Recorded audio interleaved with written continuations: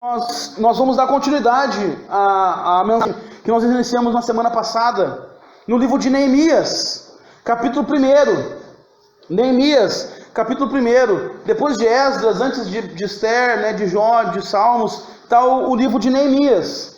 Nós vamos dar continuidade a essa mensagem que Deus ministrou à igreja na semana passada, que Deus me deu, e que foi uma bênção, e que vai ser uma bênção hoje. Nós vamos encerrar ela. Inclusive eu estava lendo o livro de Neemias ainda essa semana e quase que eu aumentei essa mensagem para mais dias. O livro de Neemias é uma bênção demais, assim, tremenda, o que Deus faz através da vida de Neemias. Então nós vamos ver mais algumas coisas importantes para a nossa vida nesse livro. Capítulo 1 de Neemias, do 1 ao 4, diz assim: As palavras de Neemias, filho de Acalias, no mês de Quisleu, no 20º ano, enquanto eu estava na cidade de Suzã, Anani, um dos meus irmãos, veio de Judá com alguns outros homens, e lhes perguntei acerca dos judeus que restaram, os sobreviventes do cativeiro, e também sobre Jerusalém. E eles me responderam: aqueles que sobreviveram ao cativeiro e estão lá na província passam por grande sofrimento e humilhação. O muro de Jerusalém foi derrubado e suas portas foram destruídas pelo fogo. Quando ouvi essas coisas, sentei-me e chorei. Passei dias lamentando, jejuando e orando ao Deus dos céus. Amém. Primeiro, deixa eu falar, meus irmãos, que eu uso aqui no púlpito. Uma irmã me perguntou a semana passada sobre a Bíblia, a leitura que é diferente da dela. Eu uso aqui a tradução NVI, porque ela é uma tradução mais fácil de nós entendermos, né? Se você tem uma tradução corrigida, vai ser muito diferente o que está escrito, né? Porque a tradução corrigida ela é mais fiel ao original, então ela é mais difícil de ler, porque as palavras estão colocadas conforme o original. E a NVI, a NAA, essa que nós vendemos aqui, ela tem uma tradução mais fácil. Ela pega o contexto e traduz no contexto, então fica mais fácil de nós entendermos. Então, só para você saber, então a NVI, se você quiser um dia comprar uma NVI para acompanhar exatamente a mesma leitura, ou uma NAA, que é a que a gente vende aqui, que é bem parecida também, a leitura vai ficar muito bom para você entender. Outra Bíblia que também é boa de entender é a Almeida atualizada. Tem a Almeida corrigida, que é a mais difícil, a atualizada é um pouco mais fácil que a corrigida, mas tem também a versão transformadora, que também é muito boa, é parecida com a NVI, também é muito boa. Tá? E aí tem as paráfrases, né, que é a mensagem, essa eu não recomendo que você tenha para ler aqui no templo, porque ela é uma paráfrase, ela é uma tradução. É um pai que traduziu para o filho a Bíblia, e então ele fez um resumo das histórias.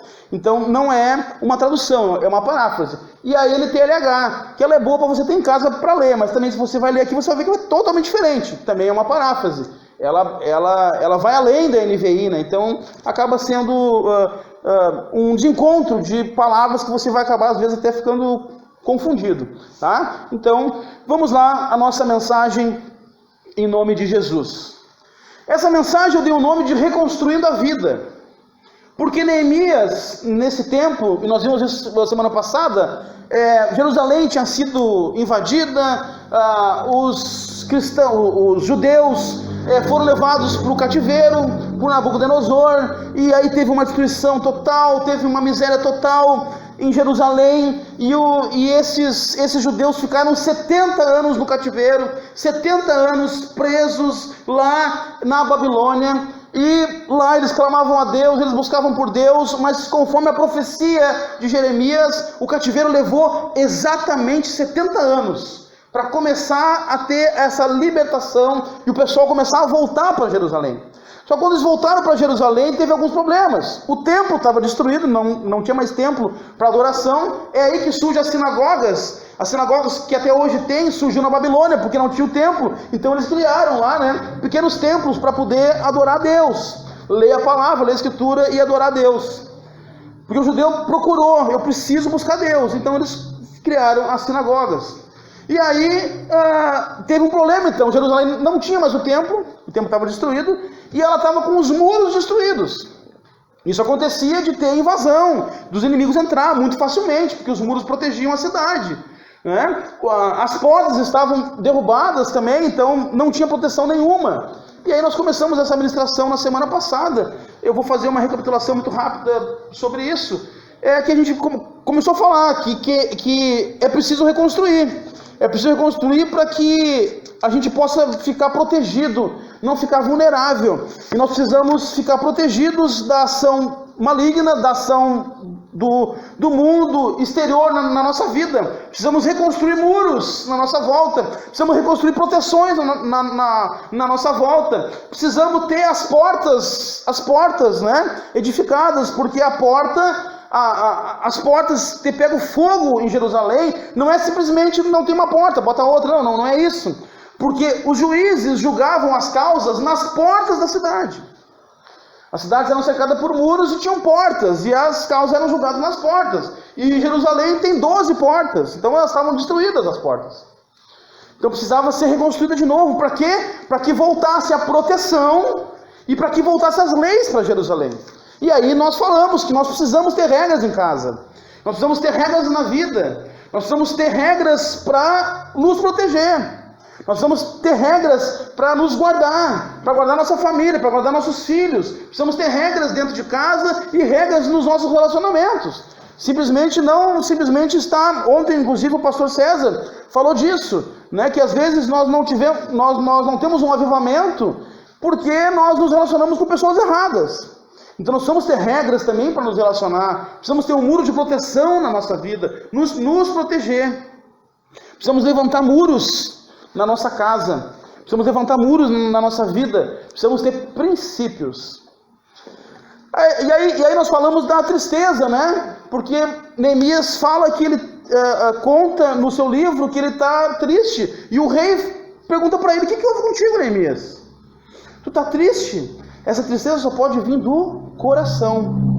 E aí nós falamos da tristeza correta, que foi aquela que Neemias teve. Ele chorou, ele orou, ele jejuou. E da tristeza errada, que leva à depressão. Porque se nós não vencermos uma barreira, e isso é importante demais, meus queridos, demais, a tristeza faz parte da nossa vida, o choro faz parte da nossa vida. Nós precisamos chorar quando tem uma notícia ruim, precisamos passar por um luto, precisamos disso, é normal, isso faz parte. Mas nós precisamos vencer uma barreira, isso faz parte. Mas quando eu não venço essa barreira, quando eu não passo para um outro nível, que é um nível espiritual, que daí eu vou buscar a presença de Deus, eu vou fazer que nem Neemias. Ele chorou, ele lamentou, ele ficou triste, mas chegou um momento que ele disse: eu vou orar. Ele orou a Deus, ele buscou a face de Deus e ele jejuou. Quando nós fazemos isso, nós passamos para um outro nível, e aí essa tristeza passa. Se nós perdemos alguém, um ente querido, né? O luto faz parte. Mas quando eu venço essa barreira, eu vou sempre lembrar dessa pessoa, porque a pessoa faz parte da minha vida. E eu tenho que lembrar de um pai que faleceu, de uma mãe que faleceu, né? De um parente. Isso é normal, claro, faz parte da minha vida.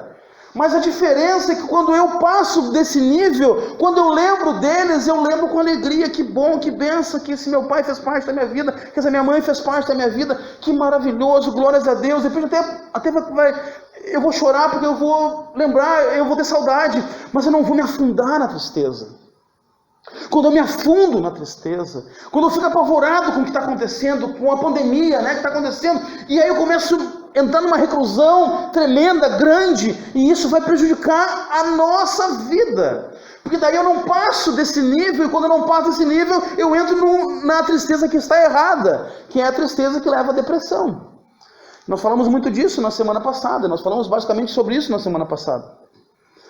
Nós precisamos vencer. E para vencer, eu preciso de duas coisas: confiar em Deus, e aí eu vou orar, eu vou buscar sua presença, eu vou jejuar, eu vou buscar Ele. E eu falei para os irmãos aqui na sexta-feira que todo e qualquer conselho que nós for dar para alguém, toda e qualquer orientação que nós for dar para alguém, nós vamos sempre orientar a pessoa, claro, naquilo que ela veio buscar, mas nós vamos sempre dar 3 recomendações. Receita de bolo, sempre a mesma. Meu querido, para a tua vida mudar, tu precisa ler a Bíblia. Para tua vida mudar, tu precisa orar. E para tua vida mudar, tu precisa estar nos cultos. 3 coisas. Essa é a receita de bolo que vai dar certo sempre.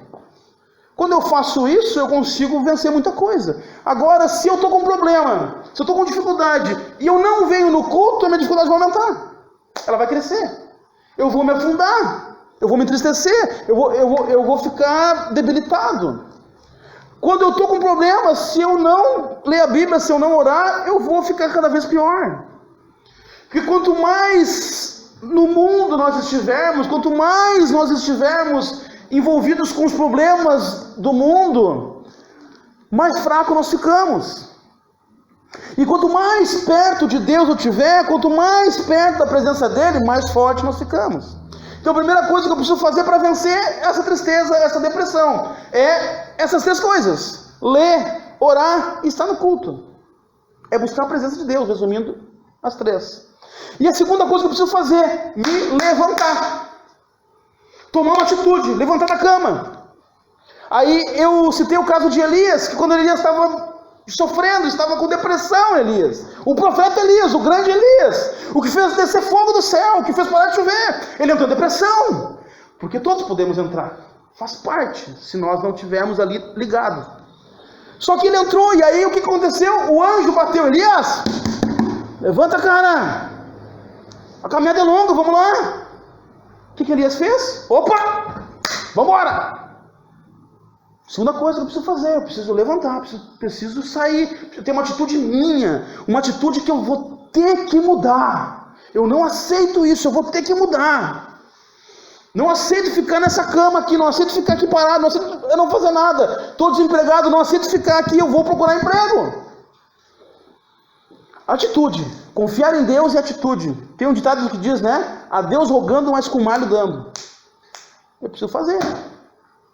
Se eu não tiver atitude, não vai acontecer. Eu preciso confiar em Deus e preciso fazer.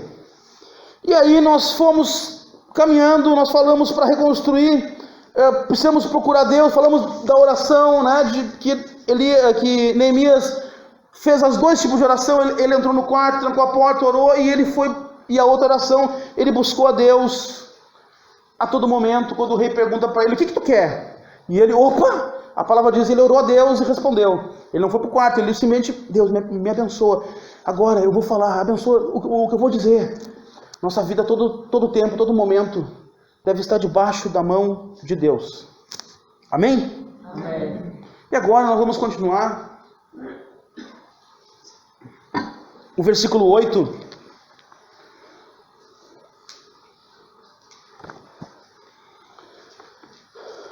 Versículo 8 diz assim: lembra-te agora do que disseste a Moisés, teu servo: se vocês forem infiéis, eu os espalharei entre as nações. Se vocês forem infiéis, eu os espalharei entre as nações. Primeira coisa, o povo foi infiel quando estava em Jerusalém. Ele foi infiel. E por isso Deus levou eles para o cativeiro. Agora, lá no cativeiro, Neemias lembra de uma promessa que Deus fez. Ele lembra que Deus já tinha dito isso: se vocês forem infiéis, eu me afasto de vocês. E realmente aconteceu isso. Então, não pare no caminho. Quem se afasta de Deus, Deus se afasta dele. Mas tem uma coisa: Deus disciplina quem é dele. Não se afaste de Deus. Quem se afasta de Deus, Deus se afasta dele. Mas tem uma boa notícia, que é doída, mas é boa: que Deus disciplina quem é dele. Os desobedientes à palavra de Deus sofrem consequências. Quem desobedece à palavra de Deus sofre consequências. Nós precisamos obedecer a palavra de Deus. Nós precisamos obedecer os preceitos de Deus. Nós precisamos obedecer aquilo que Deus deixou escrito para nós. É muito mais fácil do que nos tempos bíblicos. Nos tempos do Antigo Testamento não tinha a Bíblia. Então eles tinham que esperar Deus falar. através de um profeta, que se Deus não falasse, eles não sabiam o que fazer. Eles tinham alguns princípios na cabeça, mas não tinha tudo. Agora nós temos tudo. Nós temos o manual, é só ler, é só buscar a presença. Para mim poder saber o que eu tenho que obedecer a Deus, eu preciso conhecer o que Ele quer. Quais são as regras dele, quais são os preceitos dele. Quando nossos filhos nos desobedecem, é nosso dever como pai disciplinar eles. É nosso dever. Precisamos disciplinar eles, para que eles aprendam. Eu falei na semana passada, nós precisamos ter regras em casa, precisamos ter regra para ensinar os filhos precisam ter regras, precisam ter limites. Se eles não tiverem regra, não tiverem limites, eles vão ultrapassar os limites e depois de adulto, tu não volta mais. Aí muitas vezes a gente vê pais, lamentando, chorando, e meu Deus, o meu filho está nessa situação, o meu filho está com más companhias, o meu filho está nas drogas, o meu filho não quer saber da igreja, o meu filho, meu Deus. Mas como é que foi essa criação desse filho? Primeiro, tem que ter muito amor e muita paciência, mas muita paciência, porque não é fácil ter um filho, não é fácil. Tem que ter amor, tem que ter paciência, mas tem que ser rígido, tem que ter regras. É como um ditado chinês que diz, hoje a gente fala em China, a gente não gosta muito, né? Mas um ditado chinês que diz: eu preciso ser como o diamante, duro, porém polido. Eu preciso ser duro, preciso ser firme, mas tem que ser polido. O pai precisa disciplinar o filho. De vez em quando o pai vai ficar meio nervoso, isso não tem problema, isso faz parte. De vez em quando o pai vai ter que levantar a voz, vai ter que dar uns gritos em casa. Mas faz parte. Mas polido. Daqui a pouco vai ter que usar a vara. Mas a vara a gente usa com amor e com carinho. A gente não espanca. Não é espancamento, é disciplina. Mas nós precisamos, porque Deus nos disciplina. Porque Deus, Ele ama os seus filhos a ponto de disciplinar eles. Deus nos ama a ponto de nos disciplinar se nós fugirmos da regra, se nós fugirmos da sua vontade. Assim como numa casa, onde o filho foge, eu vou lá e, opa, vem cá. Te puxo pela orelha, rapaz. Ai. Entendeu agora? Entendeu? Entendi. Assim. É assim que Deus faz. Deus é o modelo de pai. Deus é o modelo de disciplina para nós, para nossa casa. Então nós precisamos entrar nos eixos, entrar no caminho, assim como um filho. Nós precisamos ensinar nossos filhos como se portar em casa, como se portar numa mesa, como se portar na escola, como se portar dentro do ambiente de culto. Nós precisamos ensinar nossos filhos.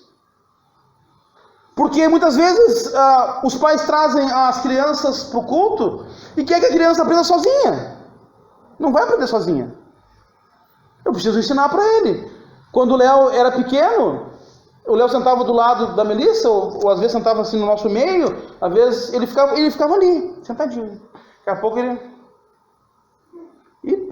ele já achava esse vãozinho da cadeira aqui, né? Bem assim, né? Tava bem certinho, encaixava o rosto assim e dormia. Mas ele sempre soube que ele teve que ficar sentadinho ali para ouvir a palavra. E volta e meia, quando vê, nós dava um carrinho para ele, fica silêncio. Quando vê, o pastor falava e levantava assim. Ah, pai, o pastor falou, aham. Ele estava ligado. Nós precisamos ensinar, nós precisamos mostrar o caminho.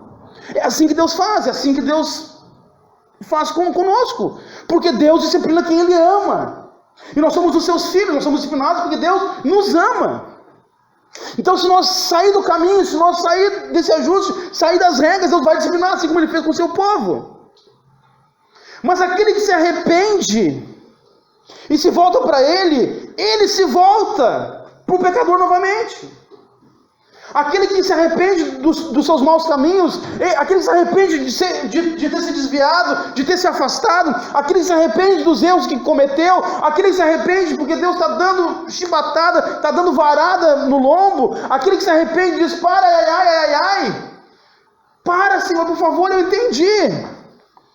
Eu me arrependo do erro que eu cometi, eu me arrependo de estar afastado de Ti, eu me arrependo de ter me desviado dos caminhos. Deus traz de volta. Porque no versículo 9 diz assim: mas se voltarem para mim, obedecerem os meus mandamentos e os puserem em prática, mesmo que vocês estejam espalhados pelos lugares mais distantes debaixo do céu, de lá eu os reunirei e os trarei para o lugar que escolhi para estabelecer o meu nome. Errou, caiu, mas se levanta. Errei, me afastei, mas eu quero me levantar. Isso aconteceu no cativeiro. Isso aconteceu agora, no tempo recente da história. Israel, depois do ano 70, que foi destruído o templo, nunca mais voltou para Jerusalém. Eles foram espalhados pelo mundo. Aí veio a Segunda Guerra Mundial, o Holocausto, que matou 6 milhões de judeus. E eles estavam espalhados pelo mundo. E quando acabou o Holocausto, quando acabou aquela perseguição, quando acabou aquela desgraça do povo judeu, o povo judeu lembrou disso aqui. O povo judeu lembrou dessa passagem e disse: Senhor, a tua passagem diz, se nós nos arrependermos, o Senhor vai nos levar de volta para casa. Quando acabou o Holocausto, quando acabou a perseguição, eles foram libertos e foram depois assim: voltem para casa, vocês estão livres. E eles voltaram para Jerusalém. Tiveram que inventar guerra lá, porque os britânicos estavam lá. Mas em 48 foi instituído a nação de Israel. E quem assinou essa volta deles foi Oswaldo Aranha, um brasileiro. E por isso eles têm um amor muito grande com o Brasil. E desde 48 a migração voltou. Eles voltaram para a terra novamente. Assim como aconteceu na Babilônia, voltou a acontecer, porque as profecias são cíclicas, elas voltam a acontecer. Mas o importante de nós entendermos aqui é que Deus é fiel com a sua aliança. Deus é fiel. Toda promessa que Deus faz, Ele cumpre. Toda promessa que Deus faz, Ele realiza. Ele não é Deus para que minta, nem filho do homem para que se arrependa. Aquilo que Ele prometeu, Ele faz. Ele é um Deus de promessas. Ele tem promessas para a sua vida. Ele tem promessas para a sua casa. Ele tem promessas para a sua saúde. Ele tem promessas para os seus relacionamentos. Ele tem promessa para a sua vida espiritual, para a salvação. E aquilo que Ele promete, Ele cumpre. Por isso é importante nós orarmos a Bíblia, orarmos o que a Bíblia diz. Orarmos, olhar para a Bíblia e dizer: Senhor, a tua palavra diz que se eu me arrepender, o Senhor vai ter misericórdia de mim. Tem misericórdia de mim.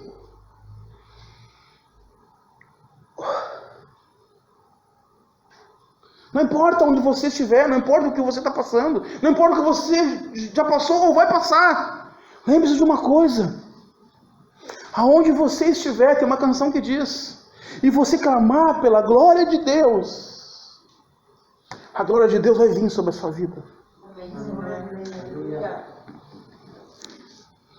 A glória de Deus vai alcançar você.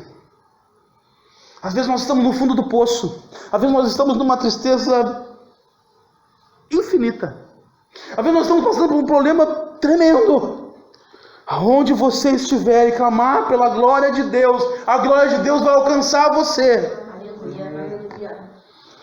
Os problemas insolúveis terão solução, porque não tem problema insolúvel para Deus.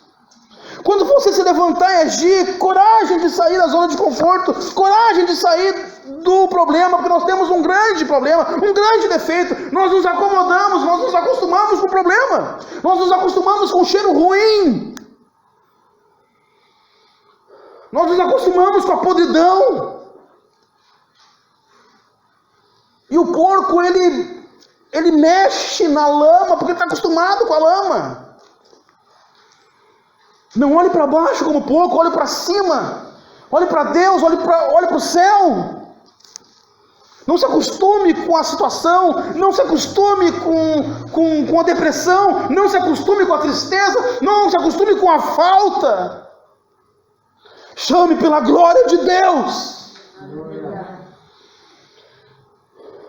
E no capítulo 2, versículo 19 e 20, eu não vou ler, só vou citar, depois você lê em casa, algumas coisas que fala nesses versículos. Ele fala que zombaram. E ele fala que Deus nos fará bem-sucedido. No capítulo 2, versículos 19 e 20. O mundo, gente, o mundo, esse que nós vivemos, as pessoas mundanas, sempre zombarão de quem deseja reconstruir.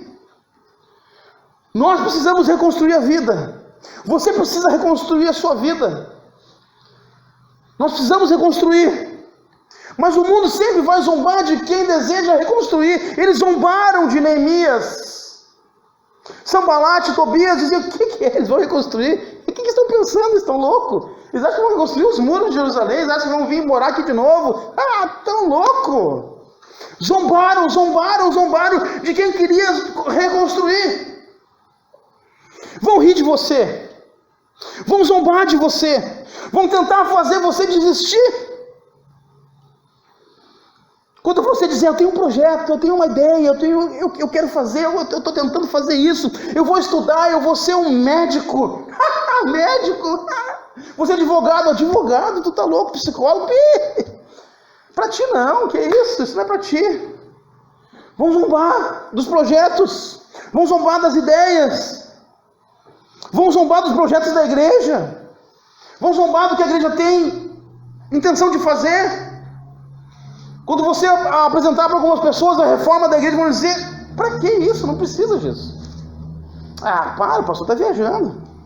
Para que fazer isso? Isso não vai dar certo, não vão conseguir. Sempre tem um Sanbalate, sempre tem um Tobias, que vai dizer: não, isso aí não serve. Isso não serve. Mas no capítulo 4, versículo 7, diz que os muros tinham brechas. Nós precisamos fechar as brechas. Você precisa fechar as brechas que tem no muro. Porque através das brechas que tem no muro, entra o inimigo. Porque as pedras lá do muro de Jerusalém, cada pedra lá é do tamanho desse ambiente aqui. São gigantes as pedras. Passam pessoas por elas. São brechas gigantescas. É a brecha do tamanho desse aquário aqui. Passa uma pessoa. Nós precisamos fechar as brechas. Fecha as brechas do seu muro. Fecha as brechas, reconstrua esse muro. Se tiver brecha, vai fechando essas brechas. Mas que brecha é essa, pastor? Tem várias coisas que pode ser uma brecha na sua vida. Se você mora com alguém e não é casado, é uma brecha. Fecha essa brecha, se case. Se você está fazendo algo que não está certo, fecha essa brecha, para de fazer. E muitas coisas, se você está mentindo, pare de mentir, fecha essa brecha. Se você costuma usar um jeitinho brasileiro para fazer as coisas, para fazer negociação, pare com isso, porque jeitinho brasileiro é jeitinho do capeta. É dar aquele desdobre aqui e ali, fecha as brechas. Precisamos reconstruir os muros, precisamos reconstruir a nossa proteção, precisamos reconstruir nossa família, precisamos reconstruir nossos projetos. Mas o mundo vai zombar de quem reconstrói. O mundo vai zombar de quem tem boas intenções. O mundo vai tentar zombar, vai tentar distorcer. E no capítulo 4, versículo 11 e no versículo 17 do capítulo 4 diz assim, versículo 11 do capítulo 4: e os nossos inimigos diziam: antes que descubram qualquer coisa ou nos vejam, estaremos bem ali, no meio deles, vamos matá-los e acabar com o trabalho deles. No versículo 17 vai dizer assim: Neemias que estava reconstruindo o muro, aqueles que transportavam materiais faziam o trabalho com uma das mãos e com a outra seguravam uma arma. Os inimigos do povo de Deus, que são mandados por Satanás, vão estar no meio do povo, zombando, falando, criticando, dizendo: nós vamos estar ali, nós vamos acabar com esse projeto. Mas aí Neemias conseguiu uma estratégia. Enquanto eles reconstruíam, estavam com a colher de pedreiro, né? Nessa mão tinha uma espada. E o inimigo,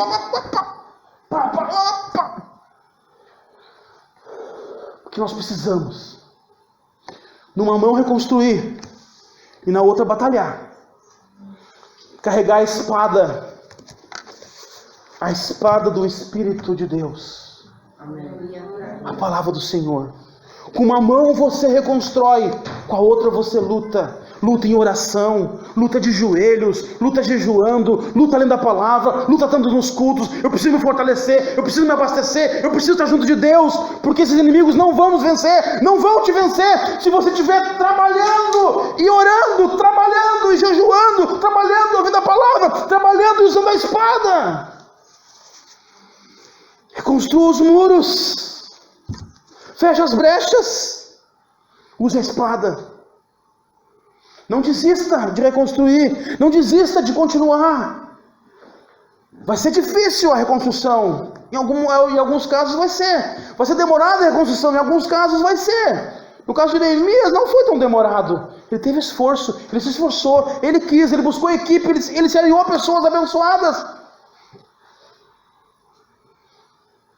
E ele conseguiu em 52 dias reconstruir os muros de Jerusalém. Mas tinha a promessa, Deus nos fará bem sucedido, ele confiava nessa palavra. Está difícil, irmãos, calma, mas Deus disse que nós seremos bem sucedidos.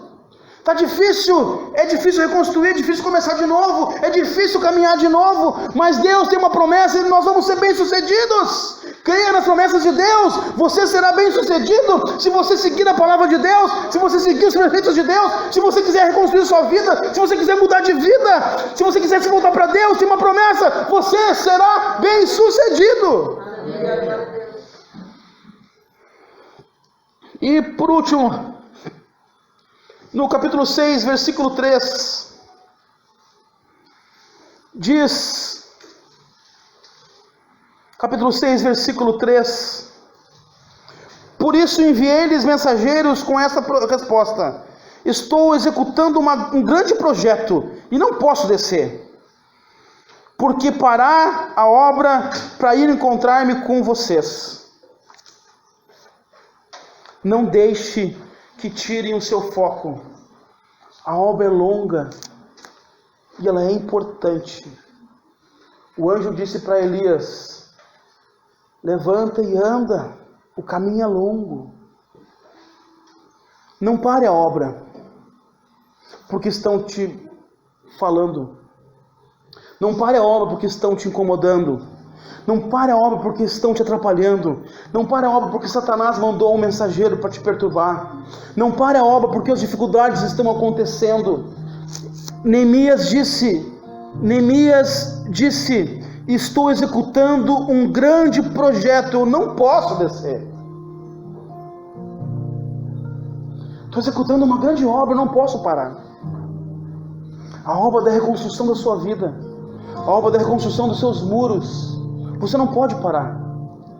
Você não pode desistir no meio do caminho. Você não pode dizer: chega, não aguento mais, está difícil. Não, eu não posso parar.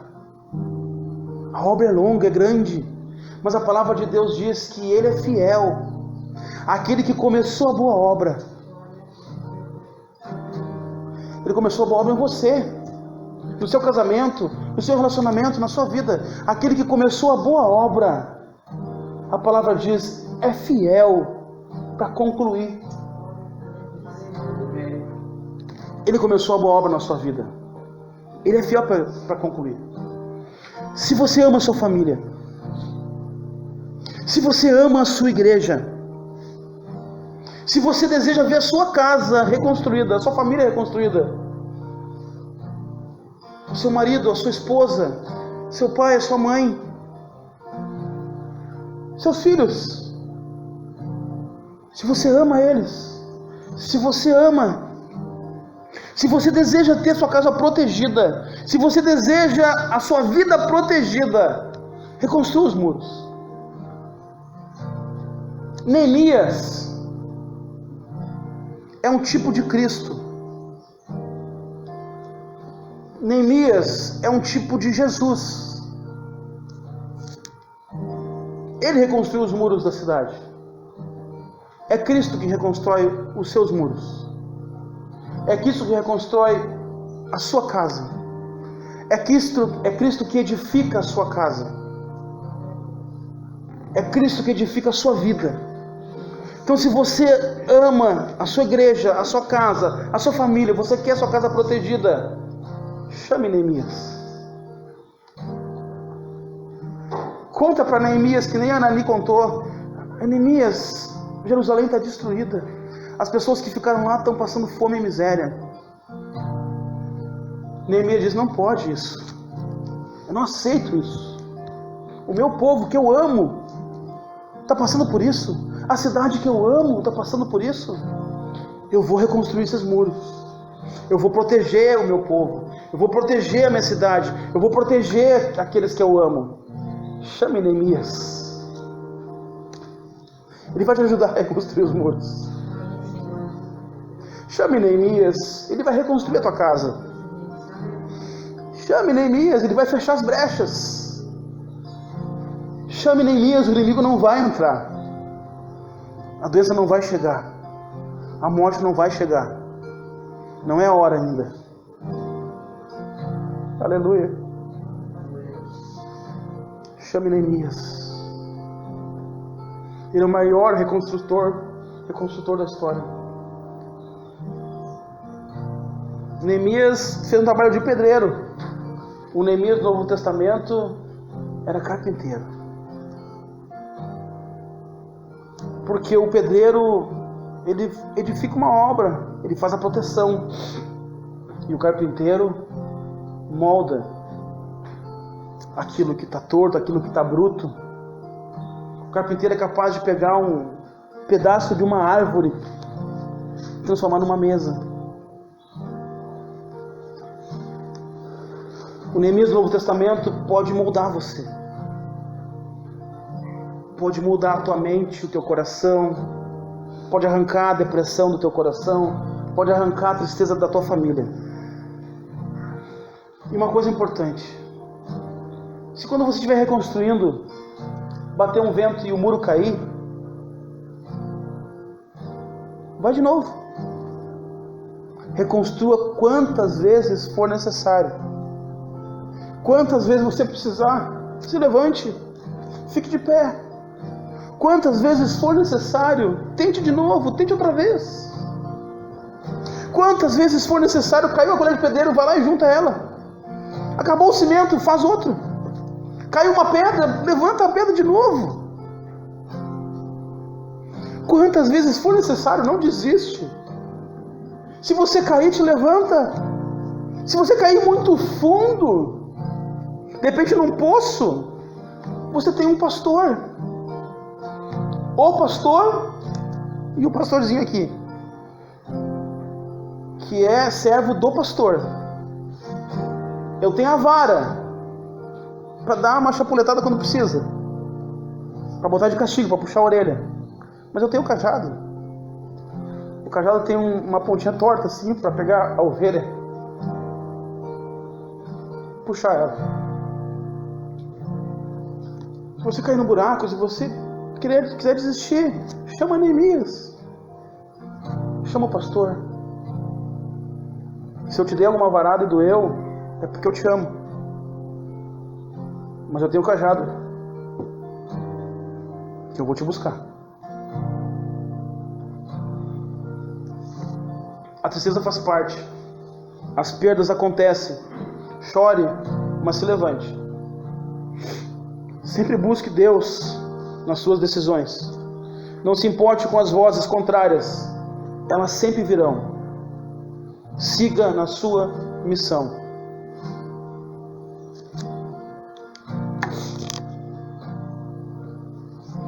Diga comigo assim: eu não posso parar. Estou num grande projeto. Eu vou reconstruir a minha vida. Amém? Vamos ficar em pé em nome de Jesus.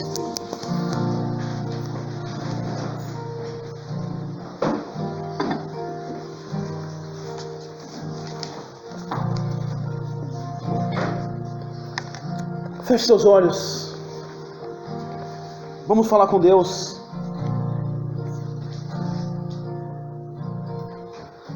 Apresenta para Deus nessa oração aonde que Que parte da sua cidade que o muro está derrubado?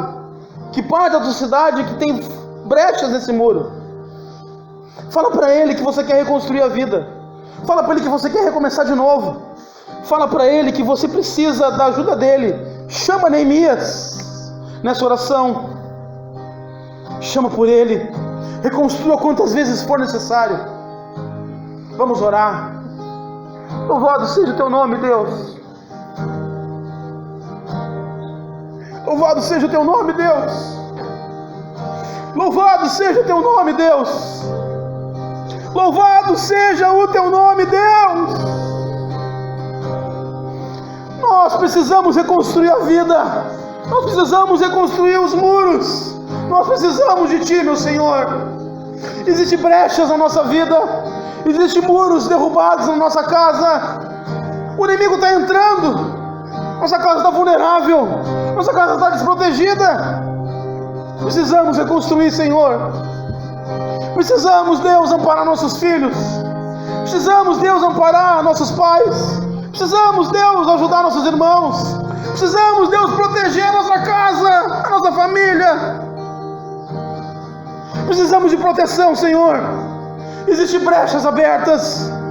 Os irmãos estão falando para Ti, Senhor, as brechas que estão abertas no muro. Os irmãos estão falando para Ti, Senhor, aonde que os muros estão derrubados, aonde os muros estão caídos. Ah, Senhor, nós precisamos de Neemias. Nós precisamos do reconstrutor. Nós precisamos, Deus, da Tua ajuda. Nós precisamos, Deus, porque muitas vezes tem irmãos aqui, tem irmãos aqui, meu Deus, que já pensaram em desistir, já pensaram em parar, já disseram essa semana: ah, eu não aguento mais, eu vou parar, eu vou sair, eu vou desistir. Não é para parar, não é para desistir, não é para parar, é hora de reconstruir, é hora de continuar, é hora de continuar, é hora de continuar. Estou fazendo parte de uma grande obra, eu não posso parar, eu não posso descer, eu não posso dar atenção para coisas desnecessárias, eu não posso dar atenção para aquilo que me desvia da Tua vontade, eu não posso dar atenção para aquilo que me afasta da minha obra. Aleluia, Senhor. Derrama a Tua graça sobre nós, derrama a Tua bênção sobre nós, derrama a Tua misericórdia sobre nós, nos socorre, meu Deus, nos ampara, Senhor. Neemias, vem nos socorrer. Jesus, Jesus, Jesus Cristo, vem nos socorrer, Jesus Cristo. Reconstrói nossos muros, reconstrói o muro de cada casa aqui, reconstrói o muro de cada pessoa aqui, reconstrói, Senhor, edifica mais uma vez, fecha essas brechas, Senhor, fecha, Senhor, atrás de volta esse Teu povo. Deus, nessa manhã faz um chamado para você, faz um chamado para você: vem comigo, vamos reconstruir a vida. Aleluia.